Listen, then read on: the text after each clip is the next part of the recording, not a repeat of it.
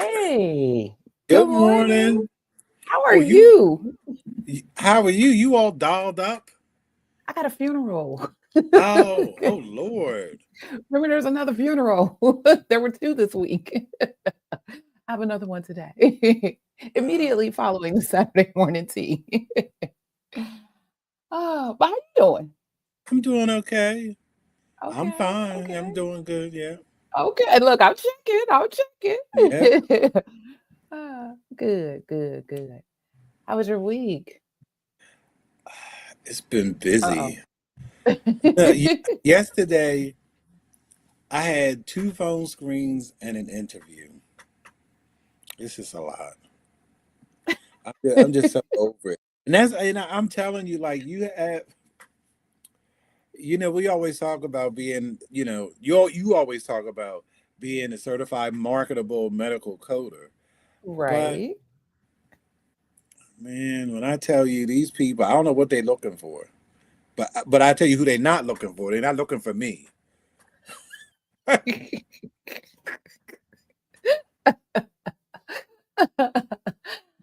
Like, they ain't looking for you at all. They ain't checking for you at all. I don't understand. It's so disappointing.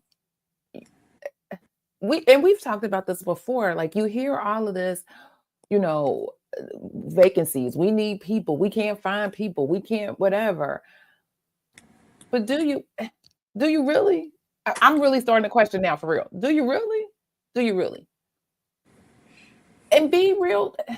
How about be real and be specific and be real about what it is that you want and don't want. Like, really, you don't really want, you want the people with experience, but you really don't want to pay the people with experience. You want And you don't want to, you want their right. knowledge, you want their whatever, but you don't want to give them the positions and salaries and benefits and all of the things that they deserve, that they earn, that they would bring to the table for your organization. But I'm sorry, I cut you off. Go ahead. What were you gonna say? I was going to say the same thing. Like it's just, it's just an interesting time period all Oh, that across it the is. board. That it is. It is an interesting time to be alive, ain't Yeah, it? you just have to like I- everything else. You have to just stay focused and stay diligent. Absolutely, absolutely. And focus, I think, is my. I haven't done my daughter and I do a kind of a vision board party with a Zoom thing every year. We haven't done it yet. Electronically, where we go out and create our vision boards. Like, we'll go in different rooms and then we'll set it up and then we'll display and show and talk about and all of the things. And I think focus is really it. Like, just get rid of the noise. It's so noisy. I feel like Yes, it's so yes, noisy everywhere. And it's like, turn it off. Just, I feel like Teddy Pendergrass. Turn them yes. off. Oh, God. So, yeah. Well, I'm glad everything else went okay with you this week. And we keep shining. We keep shining. It's Oh, gonna be all exactly. right. It's Look, gonna be all right. I Hey, tell you, hey. I'm so thankful for my look. People don't even use little anymore, but I'm so thankful for my little LLC. That's all I can say. Sir, sir. And that's the thing, yeah. I was I've been watching this series. One of my friends turned me on to some series that I've been binge watching on Netflix. And it's an ageism thing because she couldn't find a job. Um, she was in her 40s and couldn't find a job in her career. And what she ultimately, and she had a daughter in college, and she was like, I got to do something. I got to, support my child, all of the things. And so she lied about her age to get a job. And I mean, was the star, like, just bonus, not necessarily, but promotions and accolades and all of the things. But then she felt some kind of way too because she had been lying about her age, and eventually, it came out. But it was really eye-opening to me just to know that we got options, and we don't have to play these games if we don't want to. If you set yourself up, and I'm really talking to my young folks out there too, and some of the older ones too, but you young folks, you got time. You got some time to set yourself up now to get out of the foolishness. Like, really? Now, Now. Set yourself up. Do what you can and need to do in order to not have to deal with the foolishness, because there's some foolishness out here in these um, uh, business streets. I'll say that. In these corporate streets, there's some foolishness out here. Like, did you just say what I think you just said? Did you just do what I think you just said? Like, is this what we doing? But let's get on with the business of today, shall we? Look, I can talk for hours and hours and hours. So welcome to our Saturday morning tea. And here we brew up the hottest topics in healthcare. We discuss health information, news, education, this crazy rat race of employment and interviews and all of the things. Is it real? Is it not? Who they checking for and who they're not checking for? um, Certification tips, entrepreneurship, all of the things, and primarily the revenue cycle, anything related that touches the revenue cycle at large. And so as you come in, don't forget to hit the thumbs up and or like button. I'm Clarice Warner. I'm the girl with the pearls, the founder and senior education director of the Professional Reimbursement Network LLC, where coding education is key. And PRN is a healthcare compliance consultancy located in Cincinnati, Ohio, that specializes in revenue cycle and regulatory compliance and education. Now, let me ask you, do you know what it takes to be a certified marketable medical coder? Even though they might not really be checking for you, but do you know what it takes to be one? Well, before I introduce my co-host, let me share with you information on a free email course on the 5 steps to become a certified marketable medical coder. Are you interested in medical coding, but not sure where to start and scared of wasting time and resources? Let me help you with the right steps to become a certified marketable medical coder. Learn more at bit.ly/5stepscoder. Hey, let me tell you, I was over here playing around in my little StreamYard playground, and it's this song out here. When I tell you, I need to find out who made this little song because it was everything for me. I was just feeling it. All I could. good. I was like, wait a minute, I could do some things with that. I was like, instead of scrolling, clearly you see I be playing around with music. Like, wait a minute, that could be something. I hear that in somebody's tune, somebody's something. But anyway, if you're interested in getting more information about the 5 steps to become a certified marketable medical coder, then check out the video description for the link. So joining me today is my partner in success, my co-host, Mr. Jesse, the registered trademark. Put some respect on his name, especially when you checking for him. The coding nurse. Sir, introduce yourself and tell the folks all about you. Good morning, everybody. My name is Jesse. I live in Philadelphia. Been in healthcare for a long time. In 2014, I left the bedside and went into risk adjustment. That was my first foray into HIM. And during the pandemic in 2020, I created a company, the Coding Nurse LLC, where I help nurses and other people in healthcare with a clinical background transition into the wonderful world of HIM. And how is that going? It's coming along. It's coming along. I'm halfway through one class, and I'm starting another class next Wednesday. Okay. All right. Look at you. Look at you. Ooh, yes. You said your little LLC. Your little LLC is not little. It's not little. All right. All right. Let's see. I know we have people in here. I saw some folks. Good morning to our on the Mhm. street correspondent, the crafty coder. Good morning. Good morning, Tanika. Good morning. Yes, stay focused and diligent. Absolutely, absolutely. Those will be uh the words of for 2025. For real, for real. Put your head down above below the noise. Get out the way. Get out the way. All righty. Well, before we jump in, let me remind you that you can join in and add to the conversation. So don't be shy. Your opinion matters and is welcomed here. So, friends, use the chat. Use the chat. Chat away. But if you have a question for us, the only thing that we ask is you put a Q first so that we know it's an actual question for us and not you all talking amongst yourselves and we don't miss it. So, for those who are joining us or watching the replay, today, we are talking Medicare's 2025 overhaul, AI audits, and the 60-day refund changes. Mm. Every day is something else. I just every day, every day. But first, let's get into our church announcements, shall we? Let's get into our church announcements. Hey, hey, hey, hey, hey.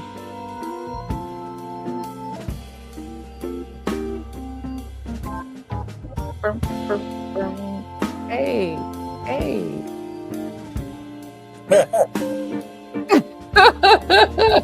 But double clap. All of the things, all of the things. All right, all right. Good morning, Roxanne. Welcome, welcome. All right, all right. So, Mr. Jesse already spilled one of his first announcements. I'll definitely let you mention that again. Let's see. What did I find? Oh, so effective April 1st, 2025, there will be 50 new PCS procedure codes.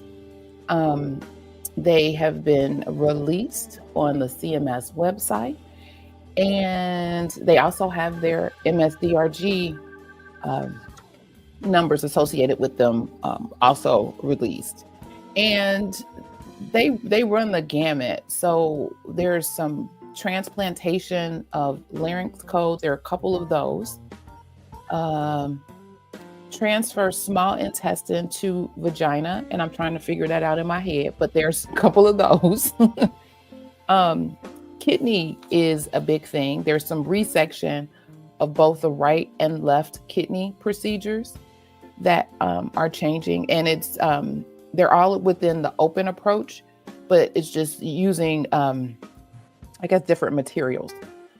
There is dilatation of the cervix. There's an extraction of products of conception retained with an open approach. There's a lot of orthopedic procedures, repositioning of the humeral shaft, both right and left, repositioning of the radius, both right and left, repositioning of the ulna, again, both right and left, repositioning of the upper and lower femur, right and left, and the femoral shaft, both right and left, the tibia, both right and left. Oh, wow. So it's a lot of ortho stuff happening. And then there's some introduction of all kinds of those injections, or not necessarily injections, those drugs that in an ab. So it's a whole bunch of those. It's several of those. And then there's a it's irrigation. measurement of It's irrigation. You were talking about the drug? Okay. There's like tarlatamab, Okay. inap Lumab, all of them ones with the mab at the end of the drug name. And then there's a measurement of immune response, whole blood cellular assessment via microfluidic deformability, new technology group 10.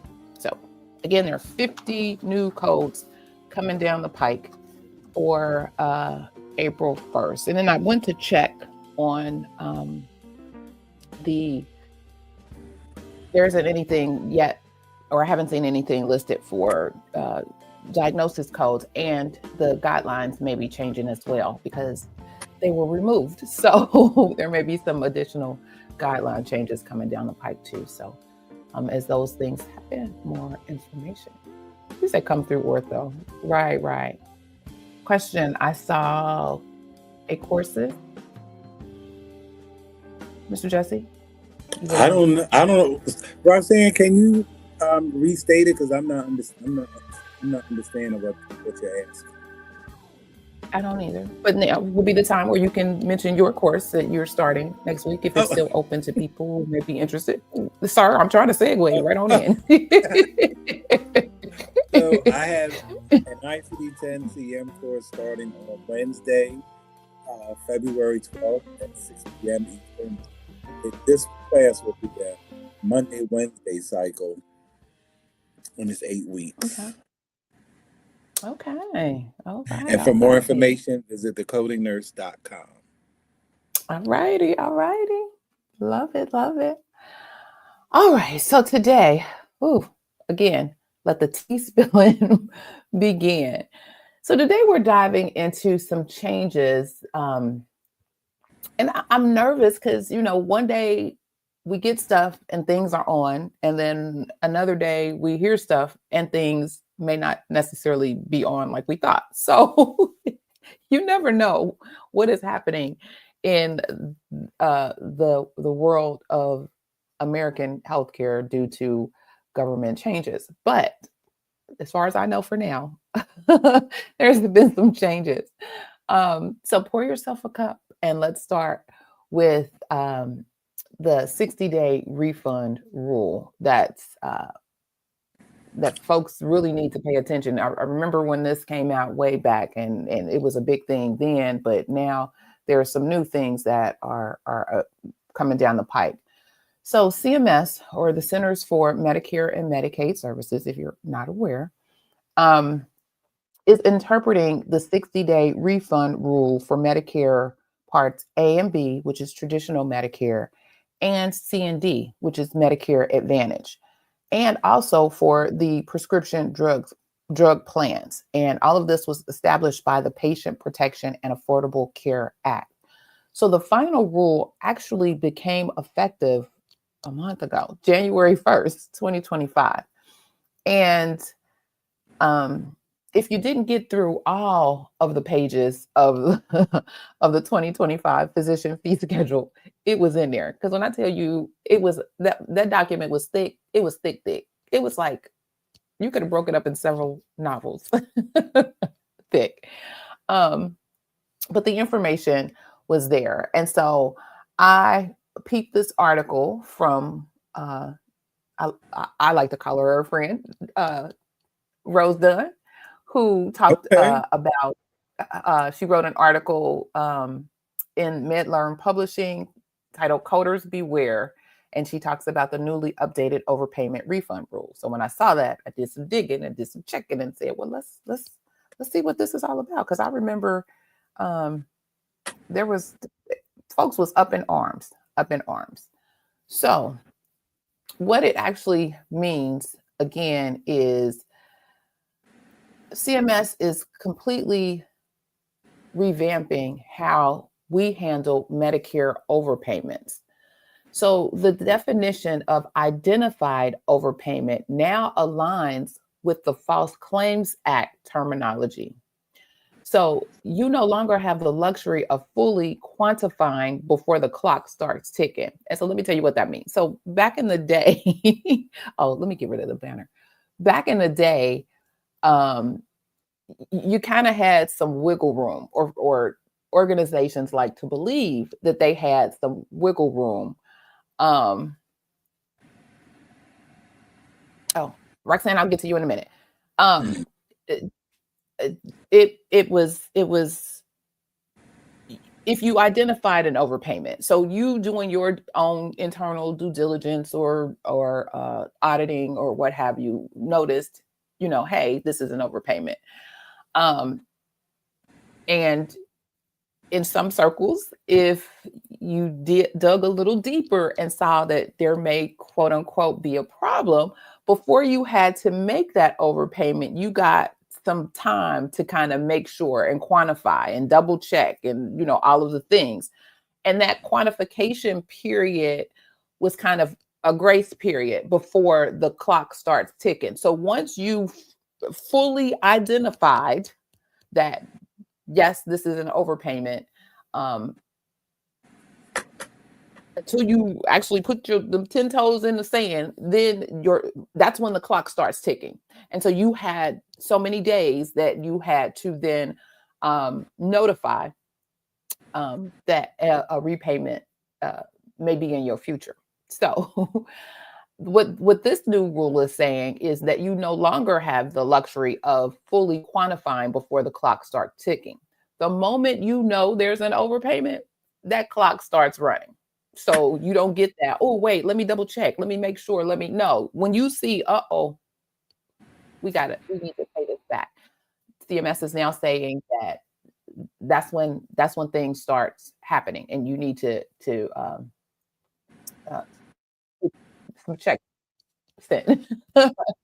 This applies to both traditional Medicare and Medicare Advantage. So think about it like this. If you spot an incorrect payment today, you can't wait until you've counted every penny to start the process. You have to then begin the process of repaying. So your timeline is where it gets interesting. So CMS has created a 2-track system. Track 1 is the basic 90-day rule. So you identify, report, and return. Then you have what's track 2, and this is the 180-day investigation period for related overpayments. So what this looks like is, imagine you discover an incorrect billing code was used for a specific procedure. You have 60 days to handle that specific issue. But what if you suspect this might have happened with other similar procedures? So that's where the 180 days come into play. So you then begin this 180-day investigation period. And as with all things, documentation, there are documentation requirements, and documentation is your lifeline under these new rules. So you need dated records of when the overpayments are discovered. You need a clear timeline of investigation steps, evidence of all resource allocation, documentation of team communications, records of any partial refunds made, proof of corrective actions taken. So all of that should be part of the whole overpayment process that is taken within your organization. So, and Mr. Jesse, you can jump in at any time. We can talk about some practical steps. So again, you need to create a dedicated overpayment response team. I know back in the day, in our compliance world, we actually had that. So if there was something that was identified, there were certain people that needed to be notified immediately to verify and validate all of the things. Now I know, and that was back before this new rule has taken effect. So that immediately is going to be even quicker because, as it mentions, you don't have the time now to kind of process and double check and look. Once you identify, you need to be about the business. You have 60 days to make sure that overpayment is refunded. The crazy part is, you would hope, you would wonder, well, if CMS wants us to make sure that we're doing our overpayment in 60 days, shouldn't they be doing the same thing when they find an overpayment for us? That's a whole other conversation, right? It's not reciprocal at all.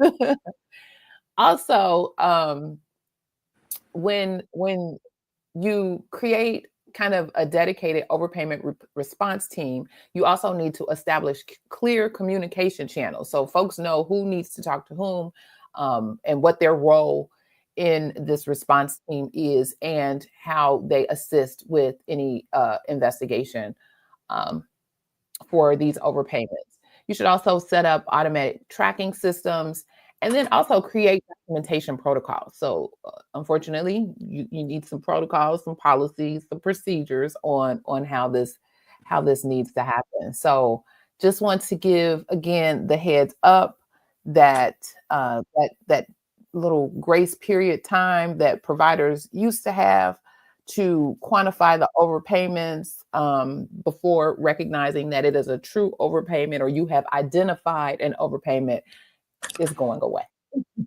Now, my um, only question is, uh-huh. how is the government going to be able to prove that they knew at a certain time to You know, enforce? folks be talking because all you got to do is we need the emails, we need the information. They can go back and ask for Okay. documentation if it came down to that. But I think in good faith, they're hoping that folks will do the right thing and once identified, submit those over. Again, to me, be the change that you want to see. If you want to see other folks do that, then you should do that too, right? At least I would think. But who am I? I just the bearer of the news, right? I agree with Tanika. Right. So it's like, I don't know. That was new. And like I said, back in the day, folks were like, wait a minute, hold up, what? Um, this was an issue. And then you have well, the other thing is, which will be interesting. Um, you always have the attorneys because the attorneys will kind of attorney. They will do what they do. Um, and sometimes they will steer you in different ways. And that would, at least for us, that the attorneys would be part of that communication chain. Like, well, wait a minute, let's see, whatever. Um, yeah. And so I think an attorney weighed in on the actual article and mentioned that if the investigation takes more than 180 days or even 240 days until overpayments were identified after the original deadline could be identified, it could be construed as a knowingly concealed overpayment because, in CMS's opinion, it should have been identified during the 180-day investigation. So they're suggesting that providers in this situation notify the governmental contractor that the investigation is ongoing and note that overpayments will continue to be reported and returned upon identification.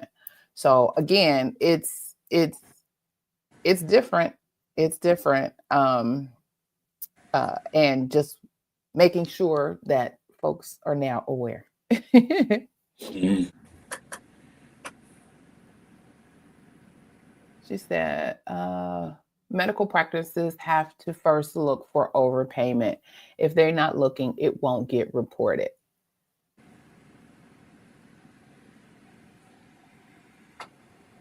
All righty.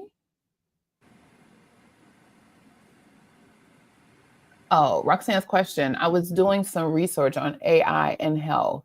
A course for AI coding popped up. Is that a valid certification? I've never heard of an AI coding course.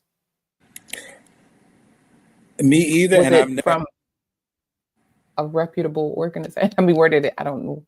Where did it come from? and I definitely haven't heard of a certification. Uh-uh, not at all. I think there was, didn't Ahima do something just talking about AI or getting you to understand AI and healthcare, that kind of thing. I think there was something broad, but it wasn't nothing specific. I don't think it was anything specific to coding. AAPC had a free course. AAPC. Okay, I'm sorry. I put it on HEMA. My bad. AAPC had one. I remember one of them had one just to talk about or talk through Right. how AI is being used. She said Tanika said the house makes the rule for everyone else to play by, and the house always wins. Always. Facts. Always. Yeah, Crafty Coder says the AAPC has a free one now. Yeah. I don't know. But folks are put on notice from CMS that you got 60 days to do what you got to do and repay that money. Identify, report, and return any overpayments. All right. The other thing I wanted to talk about was AI roles in Medicare audits. And this particular article came from Nicole Emanuel. She's an attorney with the RAC Monitor. And yeah, this was very interesting to me because we've talked about coding or AI from the coder's perspective or from the organization's perspective. This is now letting you know that the government is also instrumental in using AI to assist them in their audits, and they are exploring how this can help with Medicare audits. Exploring is a loose term because I believe it's already actually out there. They're using some forms of it. So their AI systems are designed to analyze billing patterns faster than ever before, identify unusual claim patterns automatically, flag potential documentation gaps, cross-reference services across providers. That's funny to me because that has been on the radar for years. That was why the MACs were created, so they can see both sides of the house, particularly if there was a provider involved with a hospital care. You can see who did what and make comparisons to the coding and billing. Flag potential documentation gaps. Cross-reference services across providers, detect coding irregularities in real time. Also, there's a telehealth focus. Telehealth is alive and well, and out here in these streets, telehealth documentation can also be under intense scrutiny by AI auditors. And so basically you would need to make sure there's detailed patient histories for every virtual visit, clear documentation of time spent, specific clinical observations, treatment plan documentation, evidence of proper technology or use of technology, patient consent records. The high costs of services are also under AI attack. And so they will be focused particularly on high dollar claims, such as complex surgical procedures, extended hospital stays, specialty treatments, advanced diagnostic tests. The AI system will also look for medical necessity documentation, proper procedure coding, patient history alignment, and treatment protocol compliance. Now, the very first thing that struck me when I was reading this article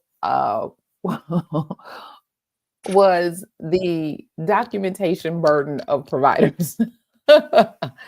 It's like, if you think you got a documentation burden now, what you gonna do?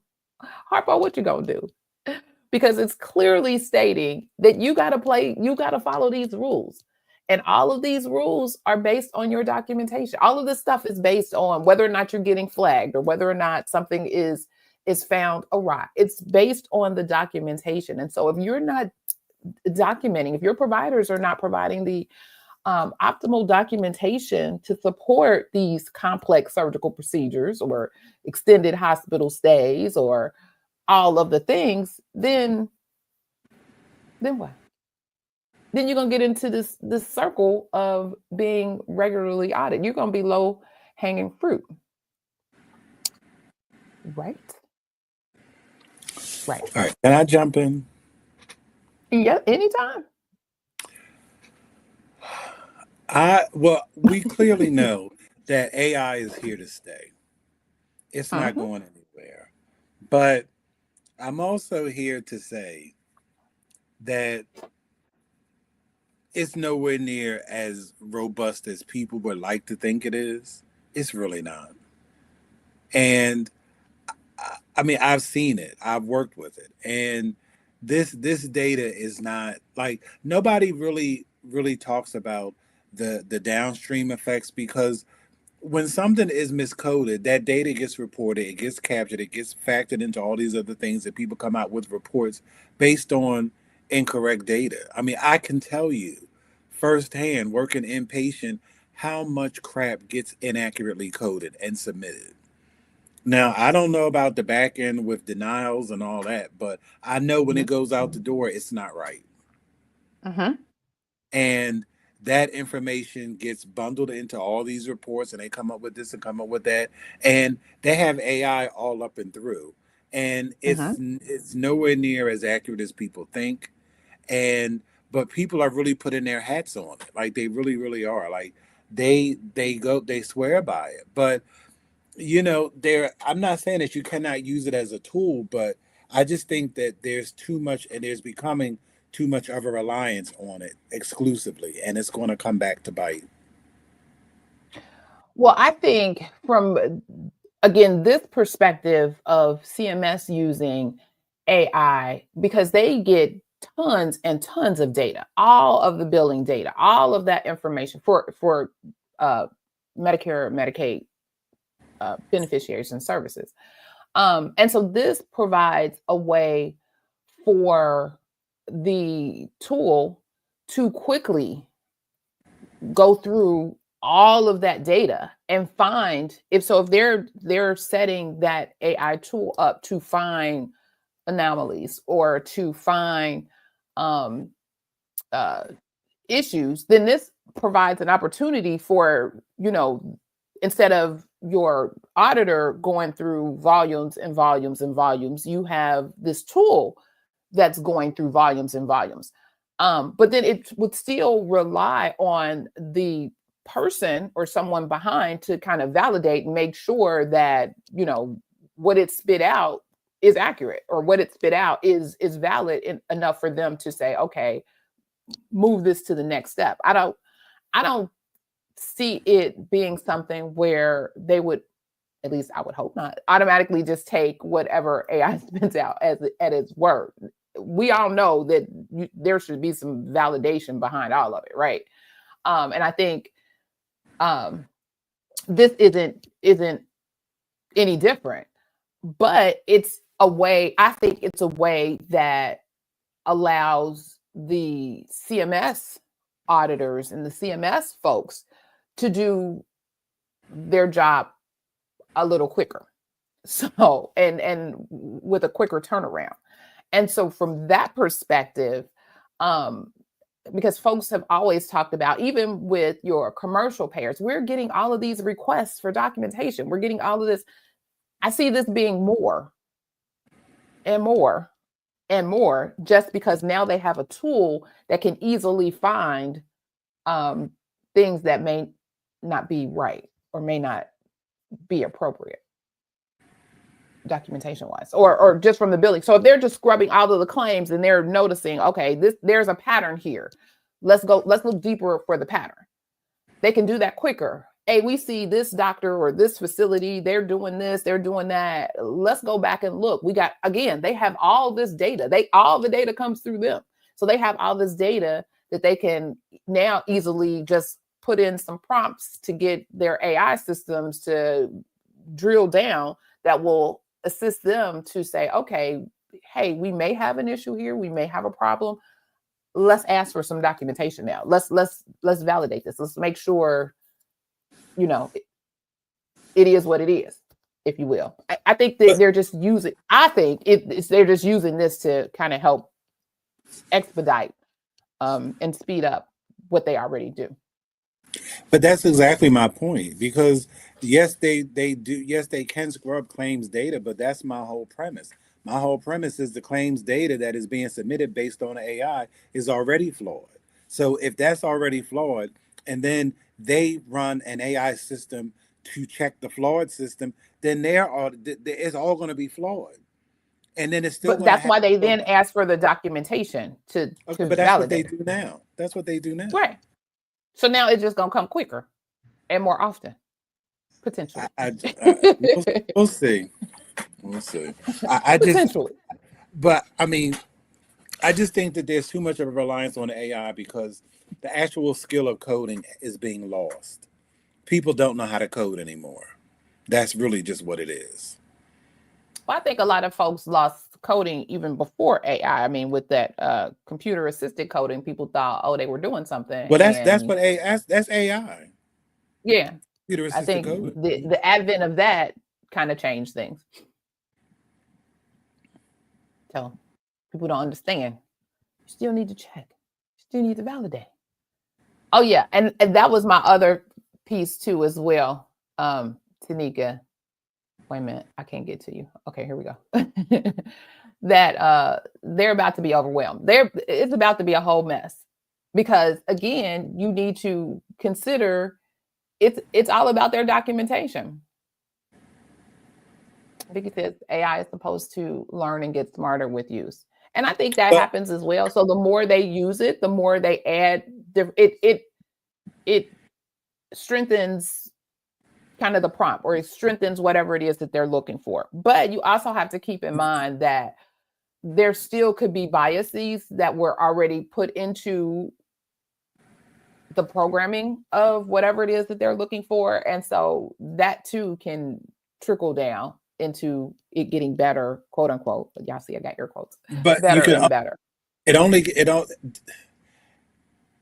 Any system only gets better with better information, and better information in this instance is accurate. And if the coding does not get any better, no AI model is going to improve the efficacy or accuracy. It can't. Well, you got to think of. Go ahead. I'm sorry. Go ahead. Go ahead. The information has to be put in accurately for it to get better.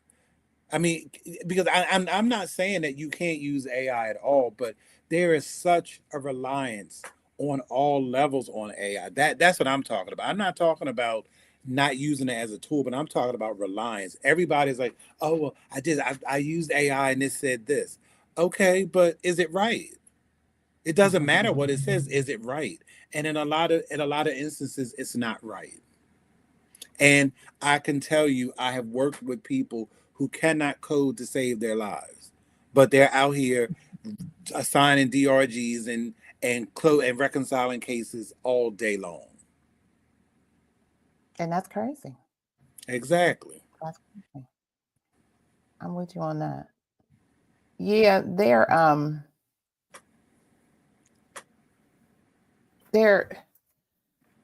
but it doesn't seem like it's going away anytime soon. Like I told y'all, I went to the few conferences, AI was all the buzz. And so you had all of these vendors that are here for healthcare organizations saying, oh, we have the perfect product that will help you get your bills out. We have the perfect product that will help you comb through denials. We have the perfect product that will help you get the optimal productivity of coding and billing out the door. We have the perfect, I mean, they're selling this stuff everywhere, over and over and over. So I don't know. So Roxanne has a question.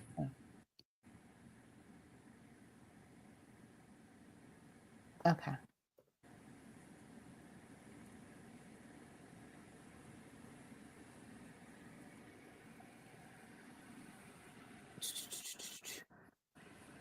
I was trying to find the additional stuff that I had on that. But yes. So our question is, can there be more internal auditing done before submitting to CMS? There should be. There you go. Always. There you go. There That's the should key. be. It should be. But unfortunately, and we all know, your productivity standards, your mandates that things need to hit the door, out the door in 3 days or 48 hours or whatever foolishness they come up with on a regular basis, kind of deters that. But you should have inpatient, or not inpatient, just auditing period. You should, in all of the inpatient facility, outpatient facility, and provider offices. Someone should be looking at this documentation, because how are you going to know what's happening until you get the denial or until you get whatever? There should be some pre-work. Somebody should be checking. Somebody should be doing that. Does everybody do it? Nope. Can everybody do it? They should. They can. They just don't want to. They may not want to know, because they may then it then provides a kink in their system, because if their system is to go, well, now you got to have some pull off to the side. It's like when you go to the airport, like the bags go, but then every now and again you're gonna get a bag that gets pulled over and they're gonna have to look at, even though nothing was really seen or nothing was whatever, they just got to check. There should be some sort of process where they're checking as well. That's a quality check all day.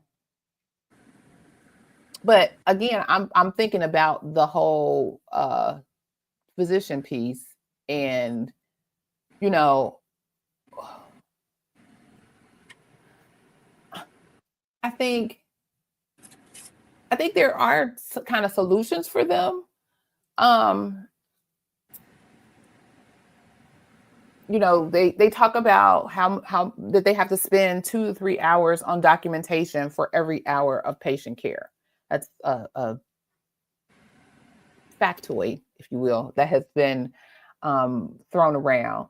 And then, the different documentation requirements from different payers. Again, me personally, I never thought that the provider should be involved in what payers, what's what.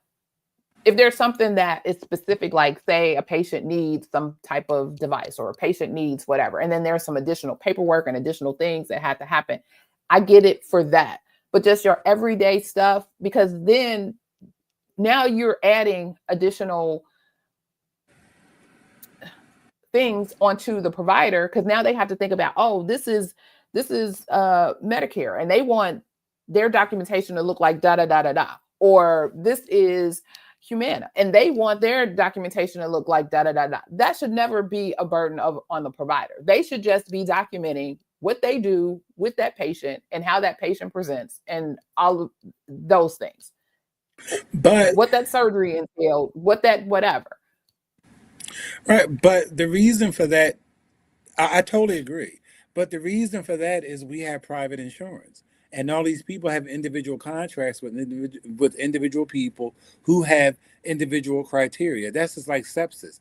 There is no national sepsis standard. It would make sense that it should be.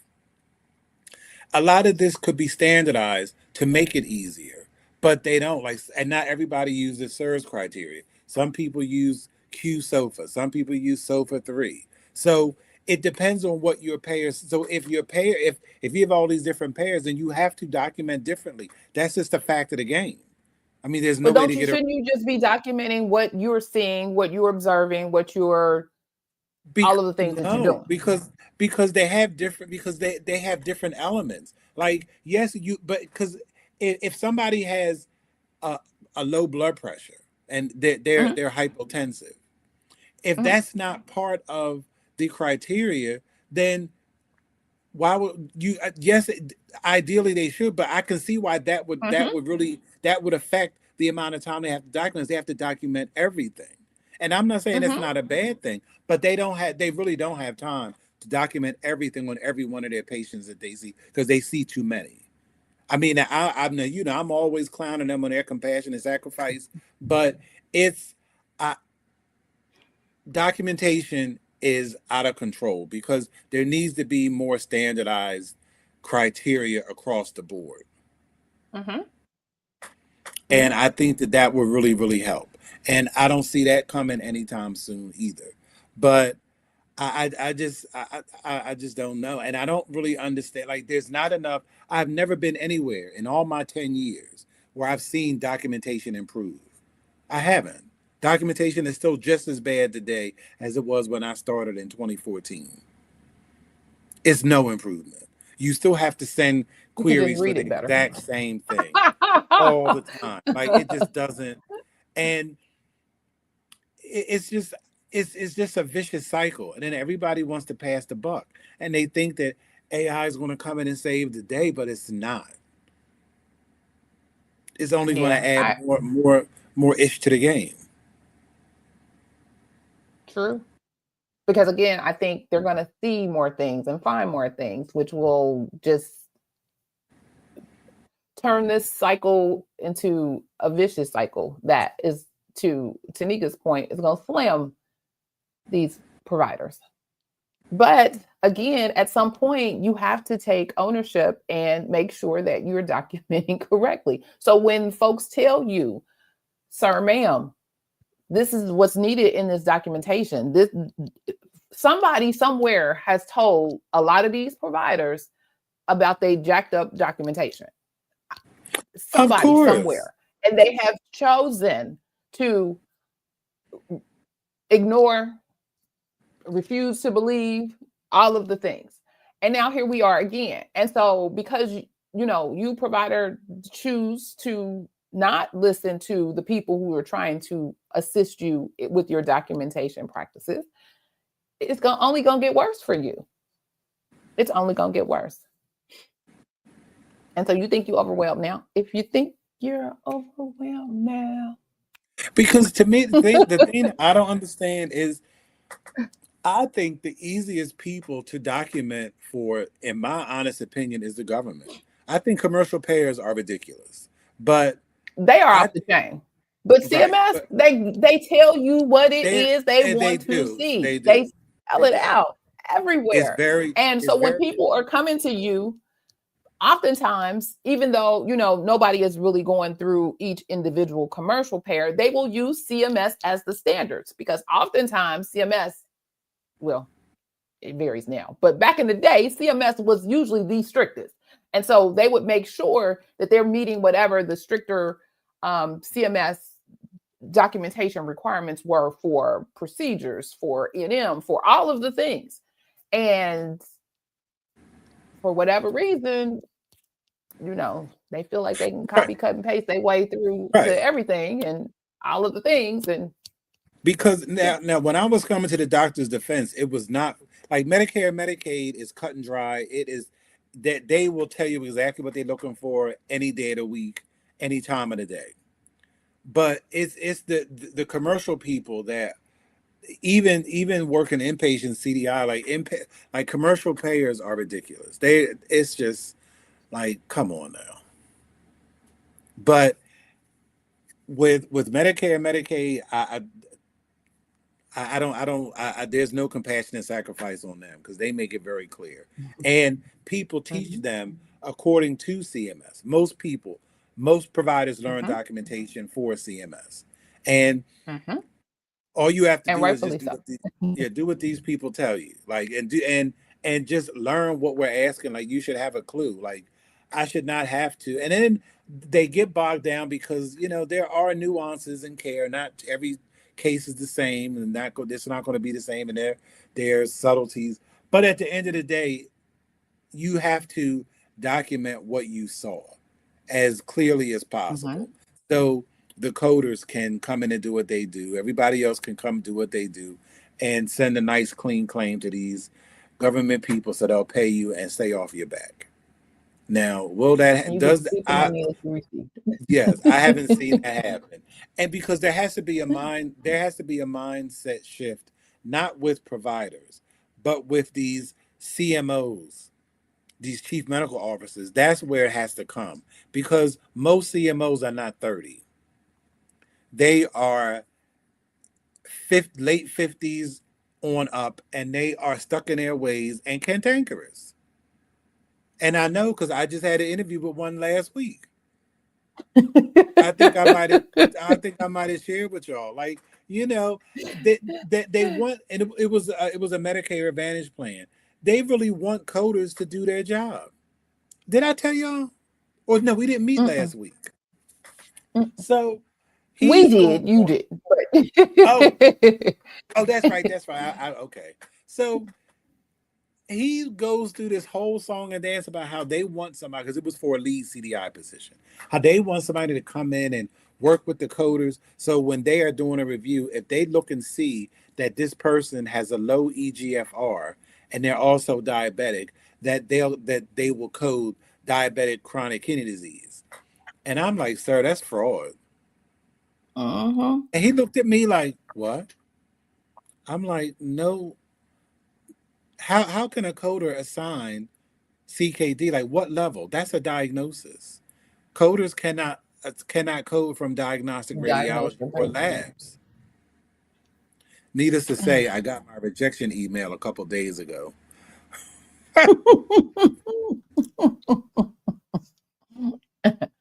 Oh, because then I he don't also know.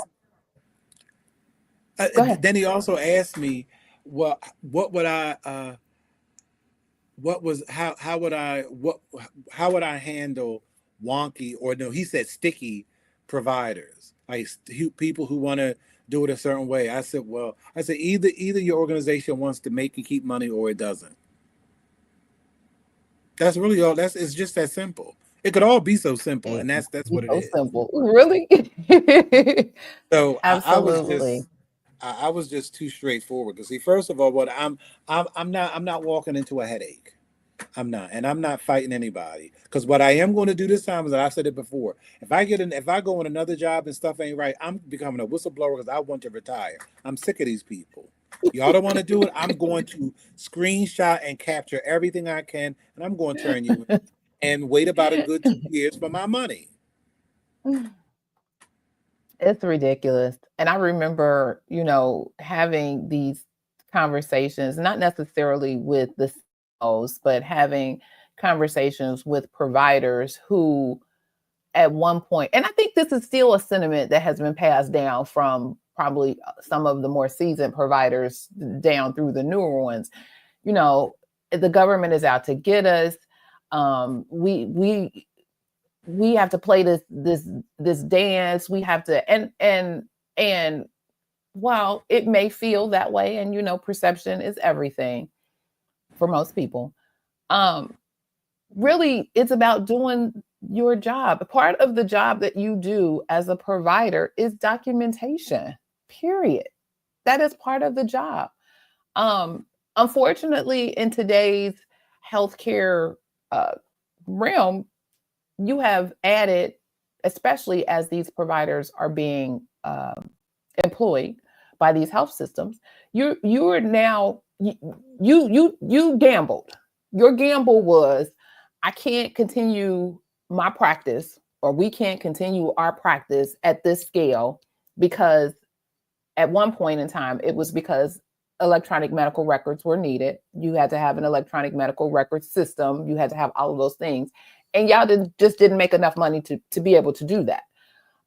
So the trade-off was, or the gamble was, let me go ahead and sign up with this system who is giving me this base salary and or bonuses for work RVUs that I provide to them, da da da da da. But the trade-off was, but now you have to see X amount of patients. You have to have the documentation for X number amount of patients. There's things that you have to do where in your own practice, you can kind of leisurely do things the way in which you wanted to do them.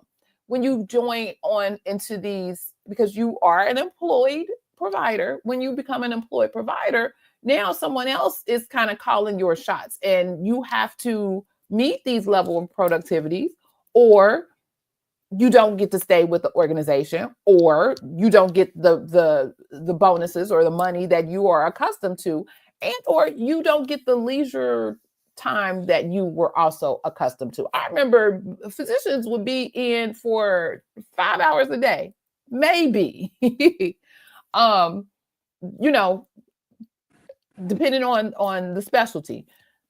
These people working. They working 10 hours. They working a shift for real in some cases.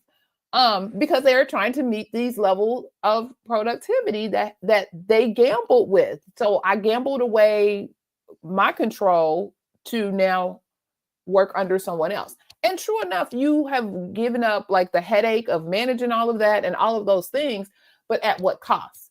And so because you chose and decided to do that for whatever reason, you also know that there is a game that's you now have to play to be successful in that. And buckle up, Buttercup. That includes making sure that you're documenting appropriately, because they're going to be on you. Hence your CDI programs, hence your health information management programs. Hence somebody is going to be tapping on you to say, hey, sir, ma'am, could you look at this documentation? Can you see, this, we see some things here. Let's talk about your documentation. And you have to be open to that, because this is what these people do. We look and see what all that needs to be in your documentation. They're there to help. Let them help you. But I really think that that's the key. I really think that they see too many people, because there's no way, if you're only allotted 20 minutes, 15 minutes to a half an hour for a visit, there's no way, unless the provider is documented in real time. And I even thought that scribes would help, but it doesn't. They don't. I just don't think there's enough time, because if that doctor sees 20 patients, at the end of the day, when he or she are doing their notes, there's no way they can remember everything about all 20 of those visits. There's no way. And I think that really leads to the poor documentation. And I know, like, even with op notes, like I realized that on Thursday I had an outpatient procedure. I mean, they were rolling people in and out, like literally, like it was like a daggone soup line to get to the OR. There's no way in the world, unless that doctor or surgeon is dictating while they are doing it, there's no way that you can remember every detail when you have to go to type up your op note. There's no way. So the whole model is flawed. Something has to change, because it's not getting any better. It's not. No. And I'm not saying, But at the and end, it's not, and I'm not saying people aren't getting good care, but it's not being documented properly. correct. And unfortunately, that trickles down to some of the patients, because then services that they have been provided, or procedures that they may need and want, they can't get because there is no documentation to support it. And then, depending on your insurance, they may be looking at you to now pay the balance, pay the bill. And that's unfortunate. So, as we've always said, really a lot of this comes down to the documentation. And at some point, you would think that there would be some kind of course, class, something in proper documentation for these providers. And most of them don't have it, didn't get it. Maybe they missed that day. I don't know. I don't know either. I think they just see too many people.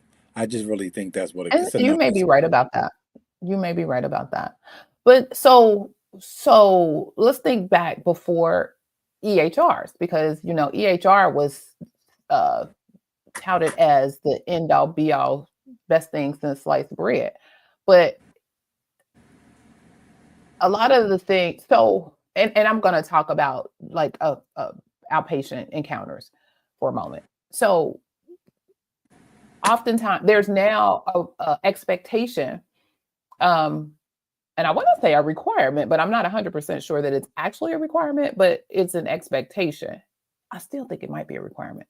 But anyway, so after that patient visit, that patient gets a summary, an encounter. So somebody has to document and put all of this information in or whatever for that patient after that encounter, so that patient can now receive either, you know, a printout of it or have it in their electronic medical record portal that they have access to. So again, you not only do you have to hurry up, see the patient. That's why it's probably a big burden when patients come in. They're scheduled, and that's why they ask all the questions. Why are you here? What are you going to do? And then when they come in and be like, oh yeah, we got this, but can I tell you about so and so and so? And it'd be like, oh my God, because now everything is thrown off because they done slid you in this 7-minute spot. And now you taking 20 minutes. Well, you done messed up the whole thing for everybody else. And you got to also factor in the documentation that is required for the old and new. And it's a lot. I think, you know, I think there needs to be some, to your point, some realistic management of the supply chain. Like how many patients coming in, what, you know, I think that, but then you also think about from the patient perspective, well, if they only seeing so many patients a day, it's going to take me 6 months to even get in to see them again. It's a mess. It's a mess. There needs to be like just a top to bottom look and overhaul of the whole thing. Oh, I totally agree, because it's not, I mean, it's not working. And Tanika has a comment. And Tanika, they didn't document it because he probably didn't remember. She says, had a surgeon to excise scar tissue and document size perfectly, did a complex closure and didn't tell me the size of the closure. Yeah. Did you go back and ask them, query them about the size of the closure? And so again, that requires someone to go back and say, hey, we need this information is needed for the procedure that you perform. Is AI going to do that for them? Maybe it will. Maybe they can put something together that'll ping them, ding, ding, ding, you need set us up, whatever. But again, if you didn't document it, how would you remember? Oh, but I was talking about before electronic medical records, you know, physicians used to walk around with their little pads and they would be documenting all the little things. And eventually they would pull together a nice, clean note of some sort. But they would have the little notations or whatever. They don't do that anymore. I used to think, well, if my honest opinion is, I really feel like notes back in the day were better. They were just hard as hell to read. Mm-hmm. When they were paper. Like, I mean, you just couldn't make any. I'm like, what in the heck is this? It was a lot of information, but I'm like, I can't understand half of it. And now, because I really thought that EHRs and the EMRs were going to really, it's just caused another problem. That's all. Mm-hmm. It is. I don't know. All the things that we have to think about. All the things in the wonderful world. Oh Lord. See, so you're adding to that burden. No, I'm kidding. I queried and she referenced the sizes of the excised tissue. I had to do a second query. Oh Lord. All of the things. So yeah. This is just kind of giving you more information, more things that are coming down the pike from CMS's perspective, talking a little bit about the final rule from the physician fee schedule. Again, that 3,000-page document. If you have nothing better to do in your life, maybe get AI to read it for you, tell you what's all in it. As well as how CMS will be, if not already, using AI to assist in their auditing endeavors. We're probably going to do even more with the way they cutting positions at the government, but that's neither here nor there. Because I tell you, these people right about now, look, they love their large language models. That slays me. They do. They do. They do. Everything is And the latest. unfortunately, everything is the latest. What? I'm sorry. Everything is the latest and greatest until it's not. Until it's not. Until it's not. Until the next thing comes in. Mm-hmm. And we're going to be here for it all. Mm-hmm. Sharing the information about it with you. And certified. That's right. That's right. Because then you can walk away and think about, well, what can I do? Or what is it that I see that can potentially help? You know, this may be an entrepreneurial endeavor. Hey, how can I assist XYZ provider, or how can I assist this organization in doing da da da da da? Now, I'm not even sure how I think what could make AI, especially in healthcare, better is I just think that they need to hire more coders to help them in their developmental stages. I really think that's the missing piece. I really do. Because, nobody has respect for coders, They're these, people that are off in the corner somewhere. Well, they're home now, but well, yeah, no, it's just it's the most overlooked, but it's the most impactful at the same time. Because what can you? Because the HIPAA, you have to have codes have to be used to submit electronic claims. That's the law. So if that's it. That's the most important thing. Like that in the documentation, because it's supposed to mirror each other, but it doesn't. Anyway, yep, we're over time. I don't want to. We are at the top of the hour. We are at the top of the hour. All right. So, thirsty for fresh perspectives on the healthcare revenue cycle? By becoming one of the PRNT sippers, you'll join a community of sharp minds who savor the complexities of the healthcare revenue cycle. Why sip alone when you can steep in knowledge together? Come, let's spill the tea on industry insights, shall we? Here's what you can expect as a valued member of the PRNT Sippers. Exclusive healthcare insights, gain access to in-depth articles, webinars, and resources covering the latest healthcare trends, compliance updates, and revenue cycle best practices. Early access. Be the first to receive expert insights and guides, ensuring you stay ahead in the ever-evolving healthcare industry. Personalized support. Enjoy direct access to our team of experts for guidance on medical coding, compliance issues, and revenue cycle management. We're here to answer your questions and support your professional growth. And my personal favorite, community connection. Join a private community of healthcare professionals where you can network, share experiences, and collaborate on finding solutions to common challenges.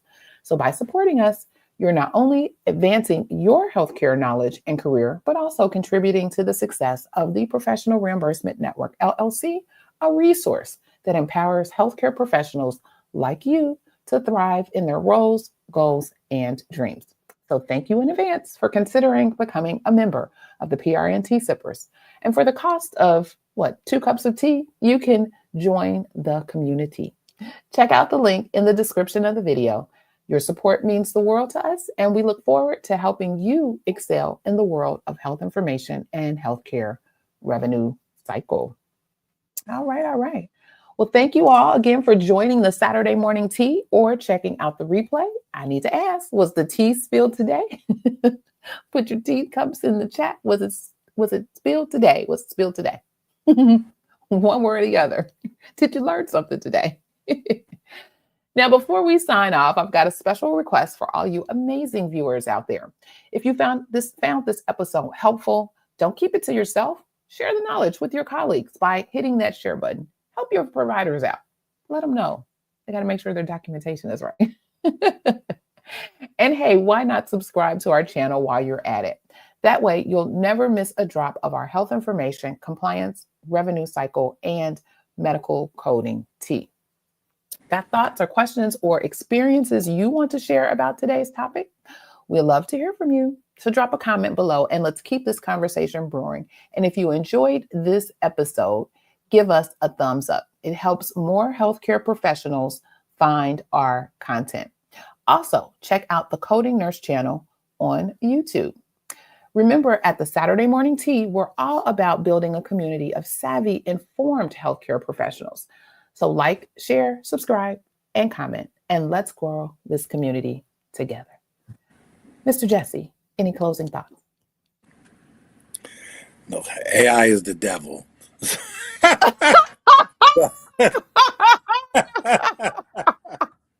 That will be the next topic. Yeah. No, I always say I'm just grateful for this platform and these discussions because somebody has to have them.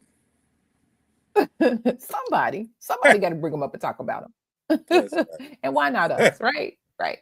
Keeping you informed as you, look at all the teacups. Yay. Keeping you informed about what is happening. And again, the why. All of this information shows you as a health information professional why you have to do the things that you have to do, why it's important that you do the things that you have to do. So yeah, just glad to be able to provide that information. So this was a great session today. Remember, I have a funeral today, so there will be no meeting after the meeting. I may reach out to y'all and we may pop up and do something on Patreon as my co-hosts are available. We'll see what we can do. Maybe sometime this weekend. I'll reach out to them and then I'll let everybody on Patreon know if that's going to happen. But anyway, hope everything is going well with you. Hope you have a great weekend. Enjoy the Super Bowl. Be safe.